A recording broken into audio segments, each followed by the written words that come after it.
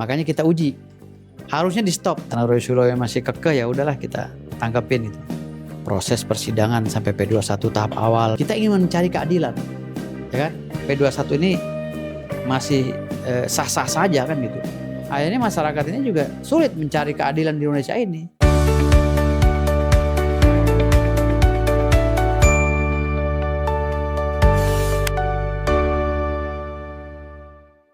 Ya, gimana Bang hari ini? Baru Ya. tumben nih kelihatan nyalon, ada apa? Alhamdulillah saya datang ke sini kunjungi Mas Pablo ya dan adik saya Reutami. Ini nyobain salon ini, keren banget nih. Salon apa namanya? Harites. Harites ya, keren banget ya. Emang Pablo itu banyak banget cabang usahanya ya, keren. Semua ada lengkap. Jadi ini baru buka ya di sini ya. Baru buka di Tebet ya. Teman-teman jangan lupa ya, datang ke Tebet ke salon Heritage punya adik Reutami. Ini Tebet Timur Dalam. Iya. Tapi hobi nyalon juga Bang? Saya memang nyalon setiap bulan itu bisa 3 kali karena kan rambut udah mulai agak putih. Gitu. Jadi sebulan itu bisa 2-3 kali lah, 2-3 kali salon. Oke. Sekarang bareng sama istri gitu kan. Nah ini sekarang ada salon Heritage nih, kayak keren juga nih di Tebet Timur Dalam ya. Nyalon tuh mau ngapain sih Bang rencananya hari ini? Agendanya apa sih sebenarnya? Hari ini kita mau debat ya, debat kusir, debat lawan Roy Suryo. Saya anggap debat kusir karena udah ada jawabannya sebenarnya kan, cuman karena Roy Suryo masih kekeh, ya udahlah kita tangkapin gitu. Jadi saya memenuhi undangan dari Reben Entertain. Tapi ngelihat dari kasusnya Bang Roy Suryo sendiri terkait ijazah Pak Jokowi, dari Bang Firdaus sendiri ngeliatnya gimana sih? Ya kalau kita bicara masalah hukum normatif, Roy Suryo itu sebenarnya sudah tidak bisa lagi diperiksa ya, apalagi dilanjutkan ke proses persidangan sampai P21 tahap awal, tahap 2 ya, penahanan ya. Itu udah nggak boleh lagi sebenarnya, tetapi ini juga keputusan dan peraturannya juga masih ambigu, masih belum ada peraturan yang menyatakan secara eksplisit bahwa SP3 itu ketika di stop proses, ada yang dikasih lah, katakan gini, ada 9 orang yang tersangka seperti kasus Pak Jokowi ya sekarang ini melaporkan Roy Suryo CS, 9 orang, biasanya 3 dikasih SP3 itu sebenarnya secara norma hukum dia harus di stop karena akan melanggar hak asasi kan gitu. Harusnya di stop, tetapi secara eksplisit tidak ada peraturan yang terbaru ya, regulasi yang menyatakan bahwa ketika SP3 atau ini diberikan kepada pihak-pihak tertentu itu surat SP3, surat yang lainnya harus di SP3.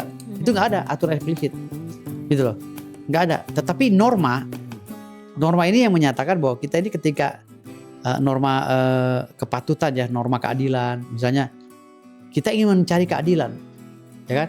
Makanya kita uji semua dalil-dalil kita di persidangan, gitu kan. Tetapi ketika di dalam pengujian mencari keadilan itu ada proses yang tidak adil, maka itu akan melanggar norma, gitu aja sih. Oke. Gitu. Dari hasil gelar perkara semuanya kan juga itu Bang ya. Sampai akhirnya Roy Suryo sendiri kan di P21. Iya. Melihatnya gimana tuh? Ya itu yang saya bilang tadi, kalau masalah P21 yang dilakukan oleh Mabes Polri atau Polda ya. Polda hari ini P21 tahap 2 ya, nanti sebentar lagi, sekarang P21 tahap 1 kan. Baru berkasnya yang masuk ya ke kejaksaan. Artinya di sini P21 ini masih sah-sah saja kan gitu. Karena yang saya bilang tadi belum ada aturan dan perundang-undangan yang diatur secara eksplisit. Gitu loh. Pasal berapa, undang-undang nomor berapa belum ada. Gitu. Belum ada aturan yang diatur secara eksplisit bahwa sebenarnya proses itu terkadang di Indonesia ini ada 2 keputusan, ada 2 peraturan yang bersinggungan satu sama lainnya, sehingga jalannya proses hukum di Republik ini juga masih pincang sebenarnya. Dibentuklah KUHP baru dan Undang-Undang nomor 20 tahun 2025 tentang KUHP juga tidak bisa memenuhi batin daripada proses hukum tersebut gitu. Kenapa saya bilang tidak bisa memenuhi batin hukum di Indonesia ini? Batin hukum ya, batin atau perasaan masyarakat Indonesia yang ingin mencari keadilan. Ini karena banyak hukum-hukum itu, aturan-aturan yang diterbitkan yang akhirnya menjadi kontradiktum dengan aturan-aturan yang lainnya. karena terlalu banyaknya aturan, tumpang tindih, akhirnya masyarakat ini juga sulit mencari keadilan di Indonesia ini. Di satu sisi menurut norma ya kan, hak asasi itu jangan dilanggar. Itu dituangkan dalam Undang-Undang Nomor 39 tahun 1999 tentang hak asasi manusia kan. Harus mendapatkan keadilan dan lain-lain ya kan. Harus mendapatkan kepastian ya, khususnya dalam ajas hukum di bangsa ini.